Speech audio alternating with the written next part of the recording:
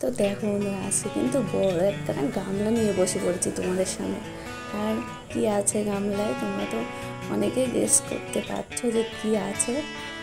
তো বেশি দেরি না করে দেখিয়ে দিই কি আছে, কেমন হয়েছে দেখতে। আমি কিন্তু সেরকম বিরিয়ানি তৈরি করতে পারি না, তো কমেন্টে অবশ্যই জানাবে তো যে দেখে কীরকম মনে হয়েছে তোমাদের।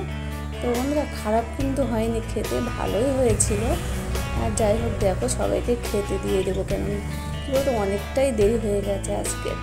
মানে সবাই বলে যে বিরিয়ানি করাটা সহজ, আমি বলছি না যে কঠিন বিরিয়ানি করাটা, কিন্তু এই যে জোগাড় করাটা না আমার কাছে মনে হয় খুবই কঠিন লাগে। এটা সেটা মানে টুকিটাকি কাজ অনেকটাই থাকে। তো যাই হোক, আমার কাছে এটাই মনে হয়।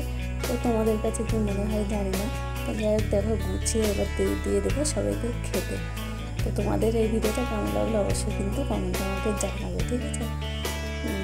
তো দেখো এবার কিন্তু দিয়ে দেবো।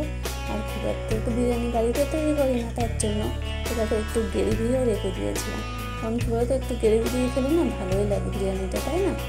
তো কালারটা দেখে কী মনে হচ্ছে, মানে কীরকম হয়েছে খেতে, তো অবশ্যই কিন্তু আমাকে কমেন্টে জানাবে, ঠিক আছে? আমি কিন্তু খুব এক্সাইটেড যে কীরকম